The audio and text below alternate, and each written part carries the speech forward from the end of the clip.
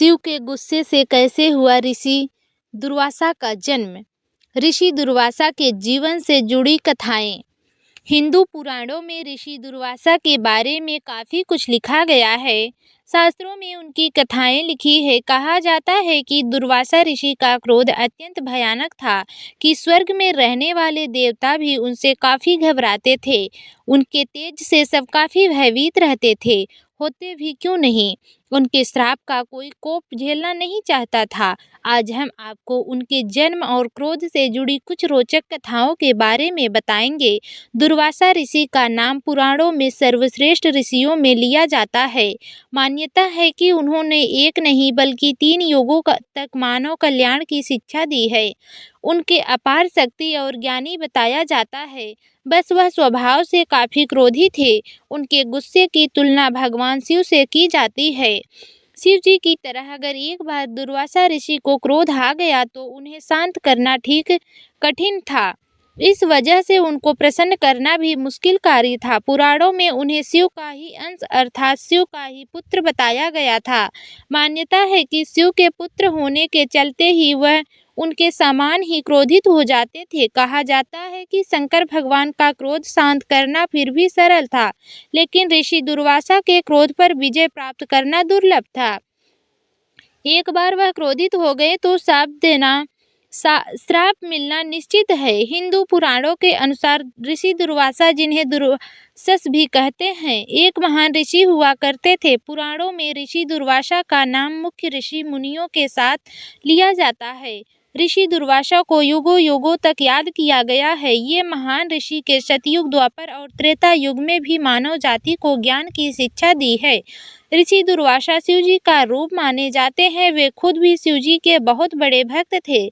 ऋषि दुर्वासा को देवी देवता एवं समस्त मानव जाति द्वारा बहुत सम्मान प्राप्त था।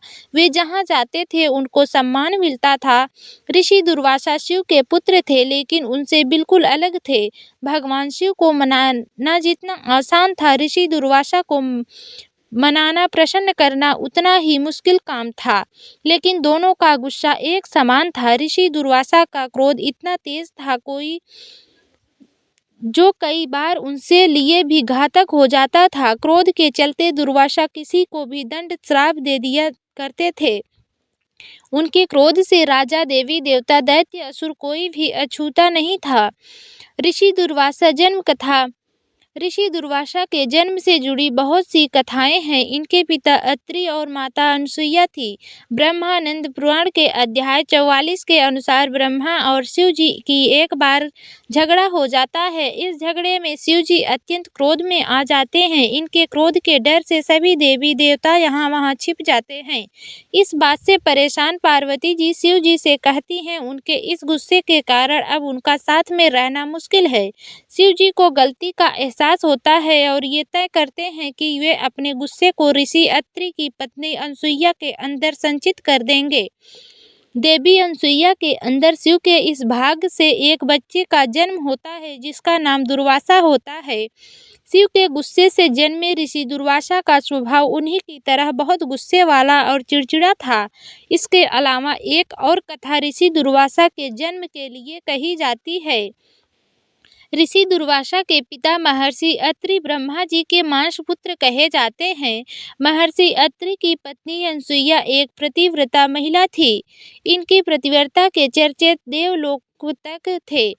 तब एक बार त्रिदेव ब्रह्मपुत्र महेश की पत्नियां सरस्वती, लक्ष्मी और पार्वती जी ने अनसुईया के पतिव्रता धर्म की परीक्षा लेने का निर्णय लिया। तीनों देवियों ने अपने पतियों को देवी अनसुईया के सात्वित्व की परीक्षा लेने के लिए उनके आश्रम भेजा। त्रिदेव माता अनसुईया के तपोबल के आगे जीत न सके और हार मानकर उनके साथ शिशु रूप में रहने लगे। तीनों देवियों को अपनी गलती का एहसास हुआ और उन्हें माता अनसुईया से अपने पतियों को मुक्त करने के लिए प्रार्थना की। अनसुईया ने उनकी बात का मान रखा। तब त्रिदेव जाते समय देवी अनसुईया को वरदान देते हैं कि वे तीनों उनके पुत्र के रूप में जन्म लेंगे। कुछ समय बाद देवी अनसुईया को 3 पुत्र चंद्रमा ब्रह्मा जी का रूप दत्तात्रेय विष्णु जी का रूप और दुर्वासा शिव जी का रूप प्राप्त होते हैं। एक अन्य कथा के अनुसार महर्षि अत्रि और उनकी पत्नी अनसुईया को कोई संतान नहीं होती है। तब ब्रह्मा जी कहते हैं संतान प्राप्ति के लिए वे दोनों ऋषिकुल पर्वत पर त्रिदेव की कड़ी तपस्या करते हैं। इनकी तपस्या से खुश होकर तीनों उन्हें वरदान देते हैं कि वे उनके पुत्र के रूप में उन्हें प्राप्त होंगे। तब फिर ब्रह्मा जी के रूप में सोम, विष्णु जी के रूप में दत्त और शिव जी के रूप में दुर्वासा जी होते हैं।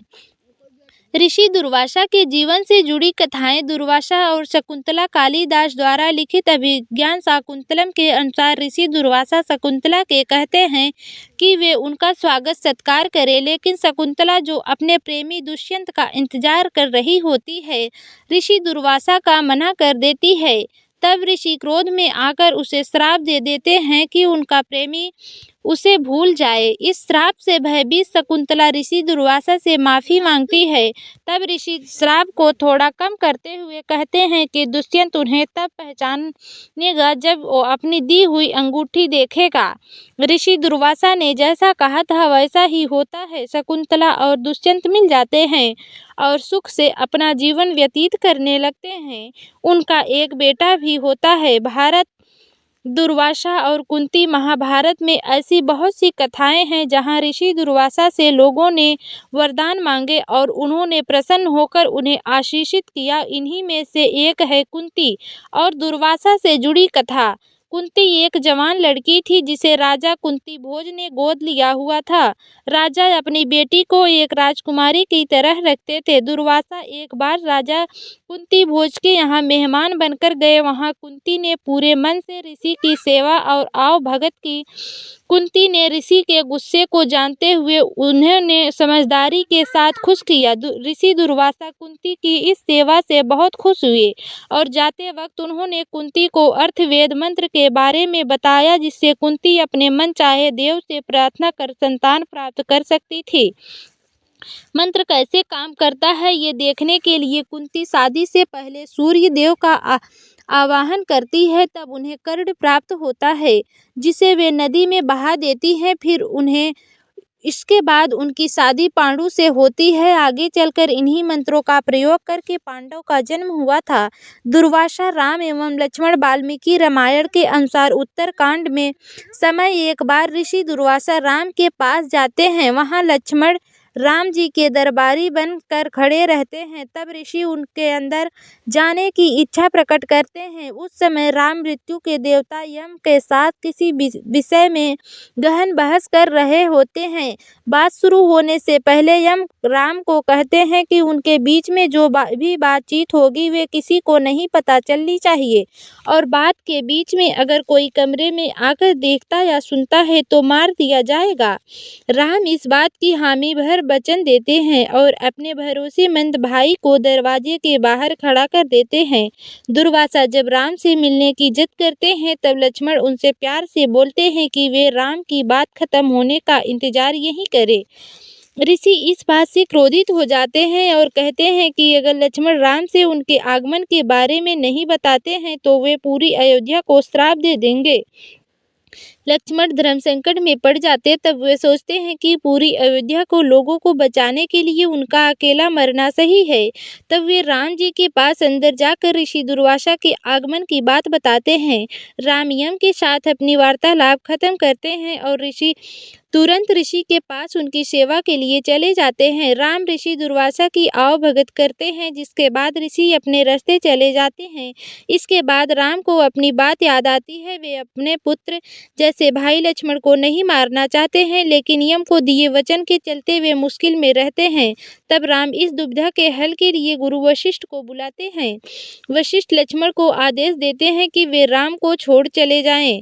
इस तरह का बिछड़ना मृत्यु के समान ही है। इसके बाद लक्ष्मण अपने पिता समान भाई को छोड़ सरयू नदी के तट पर चले जाते हैं। ऋषि दुर्वासा और अम्बरीश भगवत पुराण के अनुसार अम्बरीश विष्णु जी के एक बड़े भक्त थे। एक बार ऋषि दुर्वासा राजा अम्बरीश के भवन में आए। उस समय राजा का निर्जला एकादशी का व्रत चल रहा होता है। वे उसे द्वादशी के दिन पारण के समय तोड़ने वाले थे। ऋषि दुर्वासा के आने पर उन्होंने पहले प्रसाद ऋषि को देना चाहा, लेकिन ऋषि जी ने पहले यमुना नदी में स्नान करना चाहते थे, तो वे बोल कर कि स्नान के बाद वे प्रसाद ग्रहण करेंगे चले गए। ऋषि को वहां अधिक समय लग गया। इस दौरान पारण का समय भी निकल रहा था। अम्बरीश को इस बात की चिंता होने लगी। उन्हें समझ नहीं आ रहा था क्या करे। घर आए ऋषि मुनि को बिना खिलाए खाना भी धर्म के खिलाफ था। तब अम्बरीश राजा ने अपने अन्य गुरुओं के कहने पर प्रसाद ग्रहण कर लिया, ताकि उनका व्रत समय पर समाप्त हो सके। कुछ देर बाद जब ऋषि आते हैं और इन्हें इस बात का बोध होता है, तो वे क्रोध में आ जाते हैं। क्रोध से भरकर ऋषि अम्बरीश को मारने के लिए अपनी जटाओं से एक राक्षसी का उत्पन्न करते हैं। राजा अम्बरीश इस बात से घबराते नहीं, बल्कि वे विष्णु जी के उपासना करने लगते हैं। जैसे ही वे राक्षसी राजा के निकट जाती है, विष्णु जी के सुदर्शन चक्र में उसका अंत हो जाता है। इसके बाद सुदर्शन चक्र ऋषि दुर्वासा को मारने के लिए उनके पीछे सक्रिय हो जाता है। ऋषि को पृथ्वी में कहीं शरण नहीं मिलती। फिर वे अपने पिता शिव के पास जाते हैं। शिव जी उन्हें विष्णु के पास जाने बोलते हैं। विष्णु जी ऋषि से बोलते हैं कि वे अम्बरीश से माफी मांगेंगे, तब ये सुदर्शन चक्र शांत होगा। ऋषि तुरंत अम्बरीश के पास जाते हैं और उनसे क्षमा मांगते हैं। तब अम्बरीश उन्हें माफ कर विष्णु जी से प्रार्थना कर सुदर्शन चक्र वापस लेने को बोलते हैं। ऋषि दुर्वासा, दुर्योधन और पांडव। एक बार ऋषि दुर्वासा हस्तिनापुर में राजकुमार दुर्योधन के महल में गए। दुर्योधन ऋषि के बारे में बहुत अच्छे से जानता था। उसे ऋषि मुनियों को खुश रखना बखूबी आता था। ये सब वो इसलिए करता था ताकि ऋषि उसे खुश होकर वरदान दे। उसे ऋषि दुर्वासा के बारे में ये भी पता था कि वे अगर नाराज हो जाते हैं तो किसी को भी भयंकर श्राप दे देते हैं।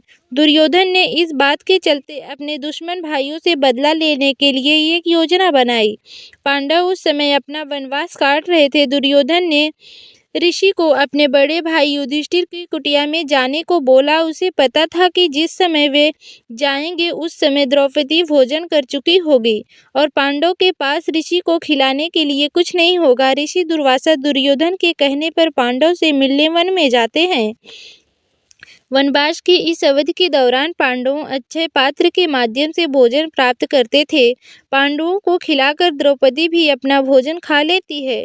द्रौपदी के पास सूर्य देव का एक वरदान होता है। अक्षय पात्र में द्रौपदी अपने खाने से पहले कितने भी लोगों को खाना खिला सकती है, लेकिन उस दिन ऋषि के पहुंचने के पहले द्रौपदी खा लेती है, तो उसके पास उस समय परोसने के लिए कुछ भी नहीं होता है। पांडव ये सोचकर घबरा जाते हैं कि इतने बड़े महान ऋषि को क्या खिलाएंगे। ऋषि मुनि को भूखे पेट भेजना धर्म के खिलाफ है। उन्हें ये भी पता था ऋषि दुर्वासा धर्म के बहुत पक्के थे। उन्हें इस बात पर गुस्सा आ सकता है, जिसके बाद वे श्राप भी दे सकते हैं। इस दौरान जब ऋषि दुर्वासा अपने साथी ऋषि के साथ स्नान के लिए नदी जाते हैं, तब द्रौपदी अपने भाई समान मित्र कृष्णा से मदद के लिए प्रार्थना करती है। कृष्णा तुरंत द्रौपदी की मदद के लिए प्रकट हो जाते हैं। तब वे उनसे ऋषि दुर्वासा को खिलाने के लिए भोजन की मांग करती है। कृष्णा द्रौपदी से अक्षय पात्र सामने लाने को बोलते हैं। द्रौपदी अक्षय पात्र सामने लाती है तो उसमें चावल और सब्जी के कुछ कण होते हैं।